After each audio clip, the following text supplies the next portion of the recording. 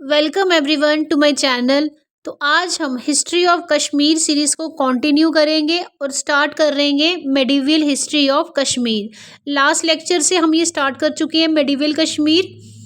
Medieval Kashmir में आज हम उसे कंटिन्यू करेंगे विद गुप्ता डायनेस्टी, क्योंकि उत्पला डायनेस्टी हम कर चुके हैं मेडिवल हिस्ट्री ऑफ कश्मीर में। तो आज हम कंटिन्यू करेंगे Gupta dynasty in Kashmir.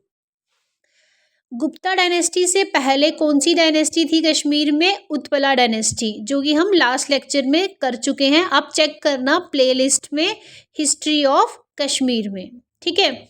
Utpala dynasty को पहले पढ़ के आना तो ही ये समझ आएगी नेक्स्ट गुप्ता डायनेस्टी।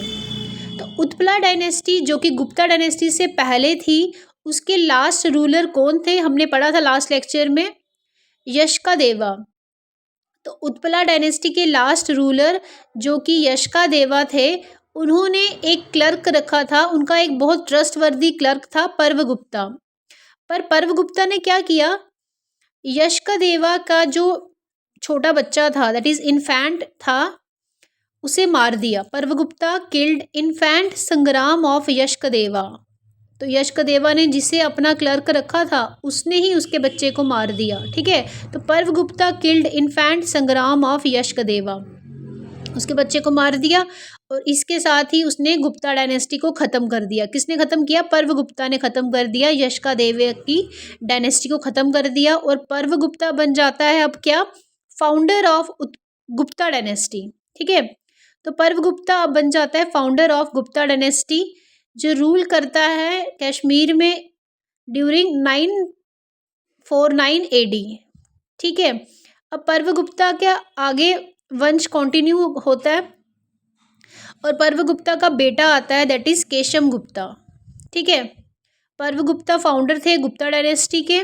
पर्वगुप्ता के बाद उनका बेटा आता है केशम गुप्ता, जो राज करता है कश्मीर में फ्रॉम 950 टू 958 AD तक। देन केशम गुप्ता की शादी होती है क्वीन दीदा से, ठीक है।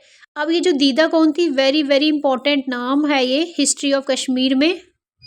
अब क्वीन दीदा जो है ये बेसिकली लाहौर डायनेस्टी से बिलोंग करती है। कैसे? लाहौर डायनेस्टी के जो राजा थे सम्राज, उनकी बेटी थी क्वीन दीदा, ठीक है। तो क्वीन दीदा कौन थी?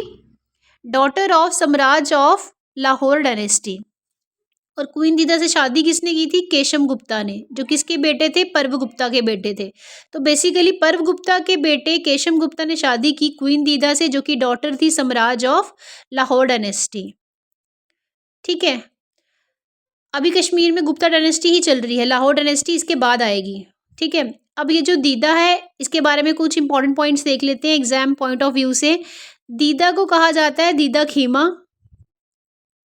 दीदा खीमा भी इनका नाम है। इनके बेटे थे केशम गुप्ता के साथ, ठीक है। दीदा की शादी केशम गुप्ता के साथ हुई थी और इनके बेटे का नाम था अभिमन्यु, ठीक है। अब होता क्या है, केशम गुप्ता की डेथ हो जाती है, वो बीमार हो जाते हैं और उनकी डेथ हो जाती है। केशम गुप्ता की डेथ हो जाती है। केशम गुप्ता की डेथ हो जाती है और उसके बाद उनका बेटा जो कि अभिमन्यु था, वो काफ़ी छोटा था, तो उसे राजा कैसे बनाते हैं? वो एक माइनर था, ठीक है, काफ़ी छोटा था, दैट इज माइनर था। तो दीदा बनती है उसकी रीजेंट क्वीन, ठीक है। रीजेंट क्वीन बनती है दीदा, मतलब क्वीन दीदा ही रहती है। केशम गुप्ता की डेथ के बाद अभिमन्यु को राजा बनाना था, पर केशम गुप्ता की डेथ के बाद अभिमन्यु को क्या बनाना था? राजा। पर अभिमन्यु काफ़ी छोटा था, उनका बेटा माइनर था, ठीक है। तो दीदा को बनाया जाता है उनका रीजेंट क्वीन। अब नेक्स्ट क्या होता है, एक बार दोबारा से रिवाइज कर लो। बिफोर गुप्ता डायनेस्टी से पहले उत्पला डायनेस्टी थी कश्मीर में, जिसके लास्ट रूलर थे यशका देवा। यशका देवा ने क्लर्क रखे थे पर्वगुप्ता। वो पर्वगुप्ता ने क्या किया? यशका देवा के बेटे को मार दिया, जो कि छोटा सा ही था।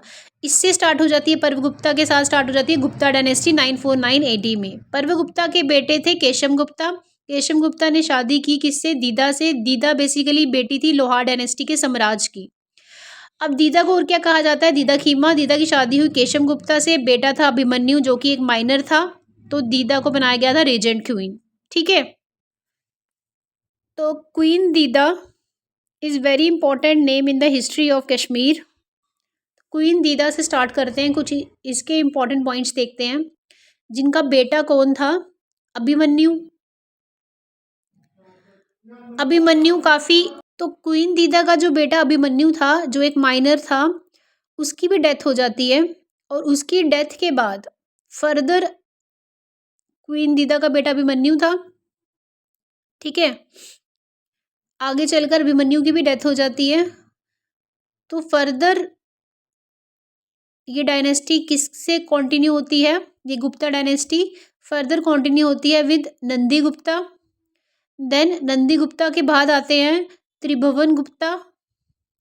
त्रिभुवन गुप्ता के बाद आते हैं भीम गुप्ता, ठीक है। तो ये सब बेटे थे अभिमन्यु के। अभिमन्यु की डेथ के बाद उनके बेटे ही आएंगे। पहले नंदी गुप्ता आता है, नंदी गुप्ता की डेथ हो जाती है, देन त्रिभुवन गुप्ता, त्रिभुवन गुप्ता की डेथ हो जाती है, देन भीम गुप्ता। और भीम गुप्ता को भी कौन मार देती है? दीदा, ठीक है। दीदा इतनी ज़्यादा क्रूअल रूलर थी कि वो इनको चाहती ही नहीं थी। ये क्या होंगे? ग्रैंडसन हुए ना, सन उनका अभिमन्यु था, भीम गुप्ता क्या था? उनका ग्रैंडसन। तो अपने ग्रैंडसन को भी मार दिया दीदा ने कि वो खुद रूल करना चाहती थी। अपने बेटे तक तो ठीक है, पर अपने ग्रैंडसन को नहीं चाहती थी कि वो शासन करें कश्मीर में। तो दीदा बेसिकली उसके आगे रूल करती है, इन सबको मारकर दीदा फर्दर रूल करती है कश्मीर में 958 टू 1000 AD तक। ये पीक था वुमेन पावर का इन कश्मीर, ठीक है। तो दीदा का रूल कश्मीर में रिप्रेजेंट करता है कि उस टाइम जो पावर थी कश्मीर में वो किसकी थी? वुमेन की पावर थी, ठीक है। तो दीदा को और क्या कहा जाता है? Catherine of Kashmir. ऐसा क्यों कहा गया दीदा को? अगर एग्जाम में पूछा है कि कैथरीन ऑफ कश्मीर किसे कहा जाता है, तो वो किसे कहा जाता था? दीदा को। क्योंकि रशिया में एक रूथलेस क्वीन थी, मतलब एक बहुत रूथलेस रूड सी क्वीन थी, दैट इज कैथरीन। तो वो रशिया की क्वीन थी कैथरीन, रूथलेस क्वीन। तो उसके बेस पे इनका ही नाम डाल दिया गया कि यहाँ की कश्मीर की रूथलेस क्वीन कौन है? दीदा। तो इसलिए इसे कहा गया कैथरीन ऑफ कश्मीर, ठीक है। तो दीदा जो थी वो बेटी थी सम्राज की, जो कि लाहौर डायनेस्टी से बिलोंग करते थे, ठीक है। सो दीदा was the daughter of सम्राज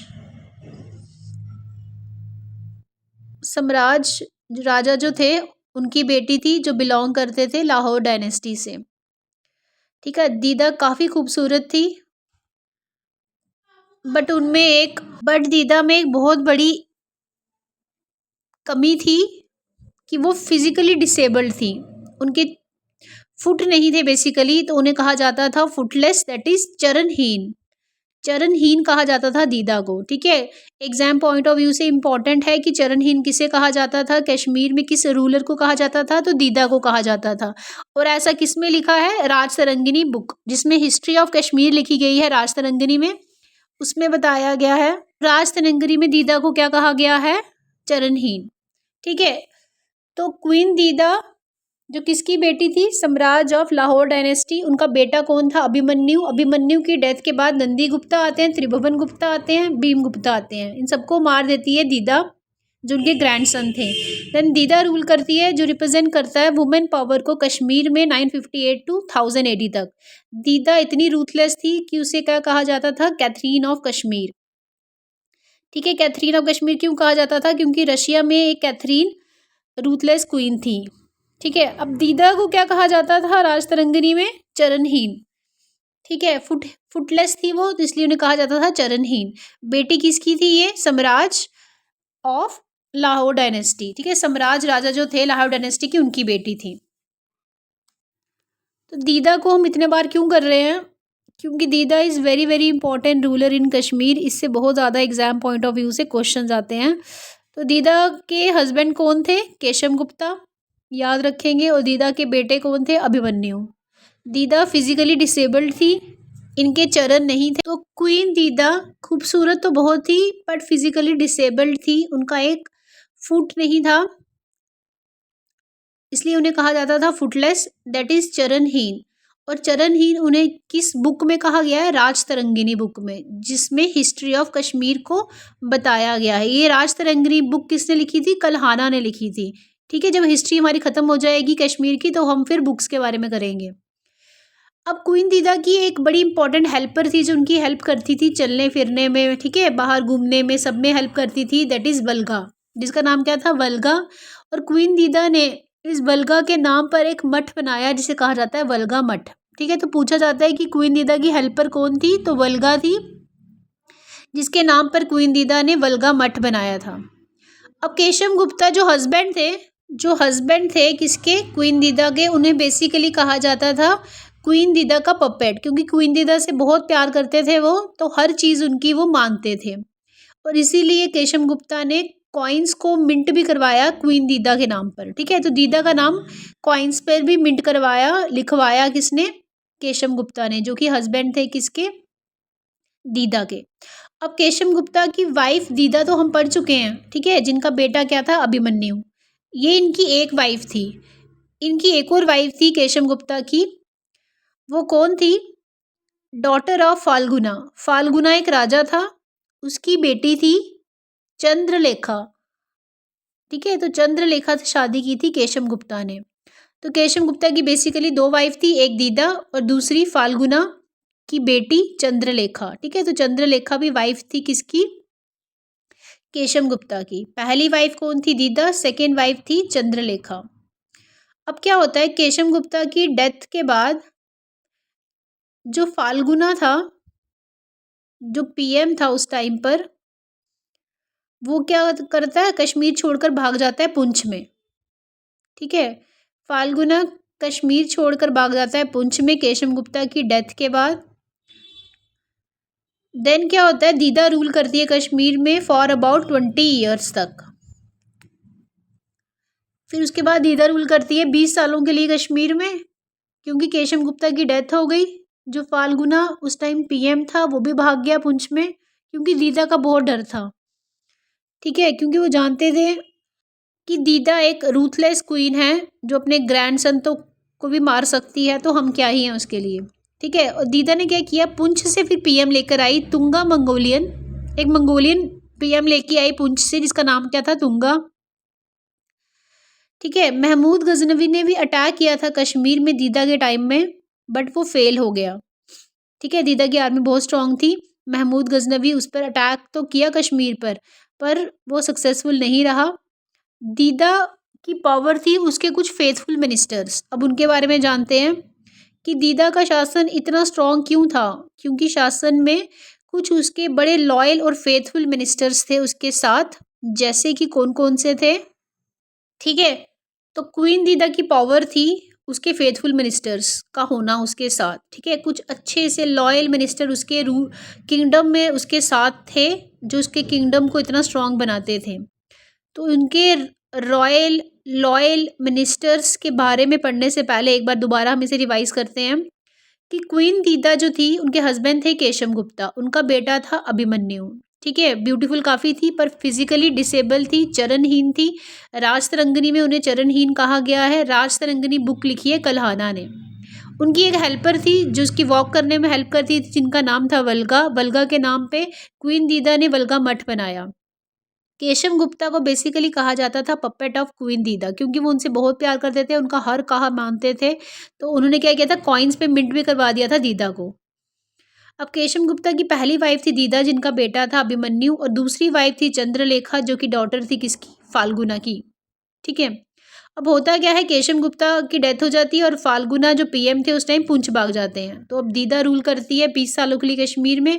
Poonch से अपने पास एक पीएम लेके आती हैं तुंगा। महमूद गजनवी ने भी अटैक किया दीदा के टाइम में कश्मीर में, बट वो सक्सेसफुल नहीं रहे। अब दीदा के कुछ फेथफुल मिनिस्टर्स के बारे में जानते हैं। ठीक है, तो दीदा के जो फेथफुल और जो लॉयल मिनिस्टर्स थे दीदा के, जो उसके किंगडम को इतना स्ट्रांग बनाते थे कश्मीर में, उनमें पहला नाम है Yashodhara, very important name, Yashodhara, then Narvahana and then रेके। ठीक है, इनके बारे में थोड़ा सा देख लेते हैं। सबसे इम्पोर्टेंट है यशोधरा। यशोधरा जो था एक ग्रेट वॉरियर था।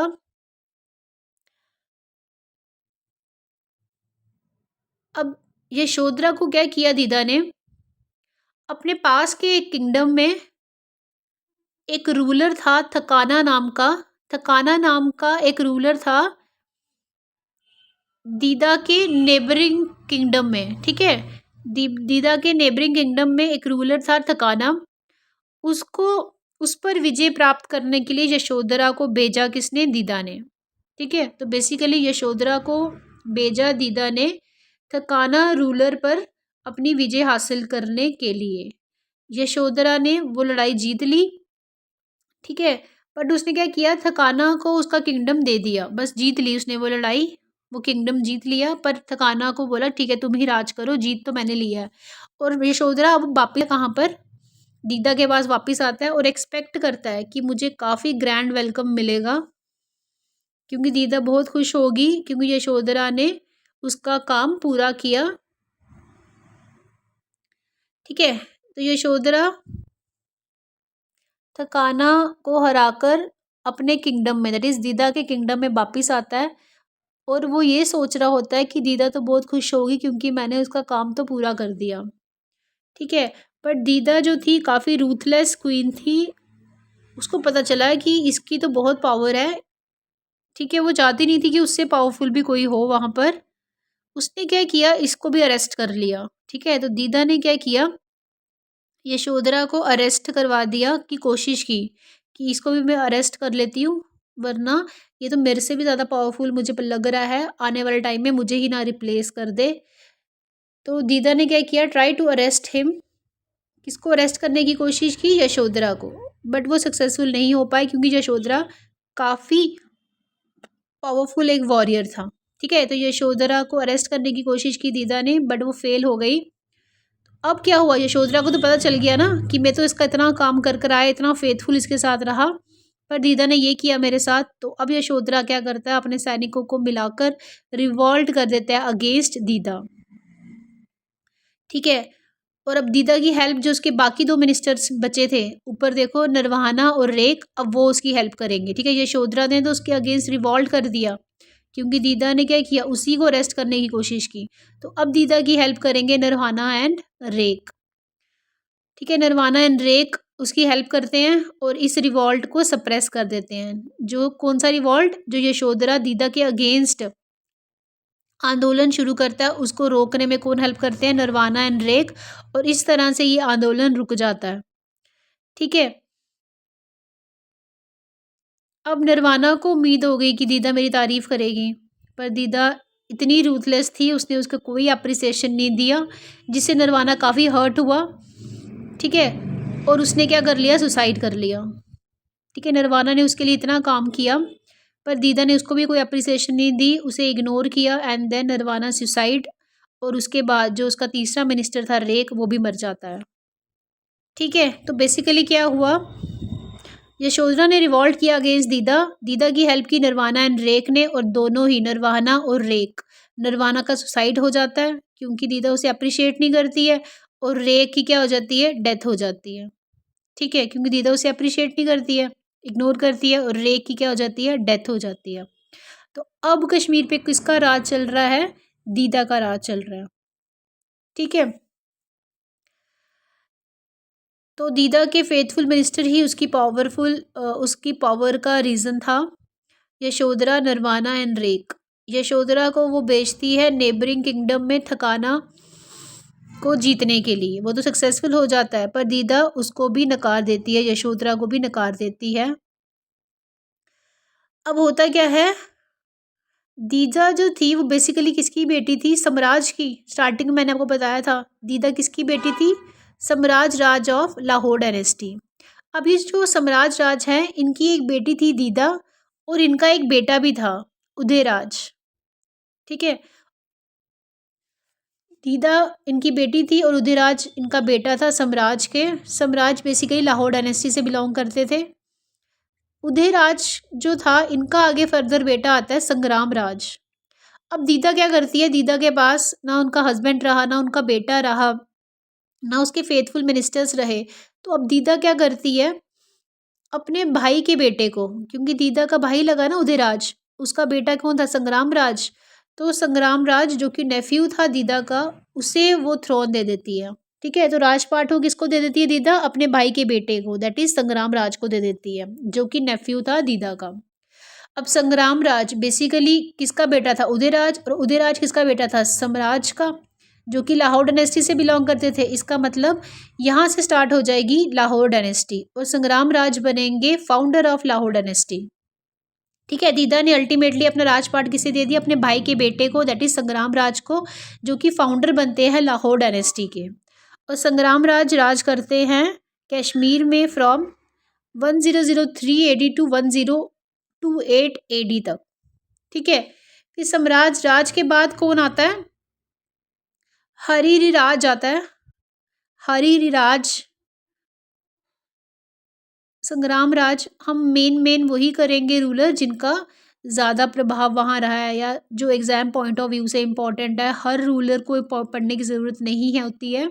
ठीक है, हरिराज ने जैसे 22 दिनों के लिए सिर्फ रूल किया, तो उसको पढ़ने की ज़रूरत नहीं है। ठीक है, उसके बाद आते हैं अनंत देवा।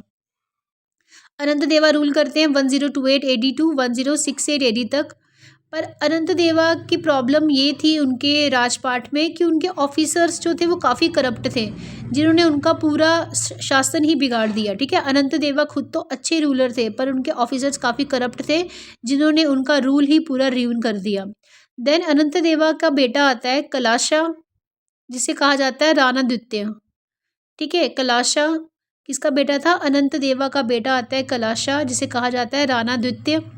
देन कलाशा के आगे दो बेटे आते हैं, उत्कर्षा एंड हर्षा। कलाशा के आगे दो बेटे आते हैं, एस लिखे है मतलब सन। ठीक है, कलाशा के आगे दो बेटे आते हैं, उत्कर्षा एंड हर्षा।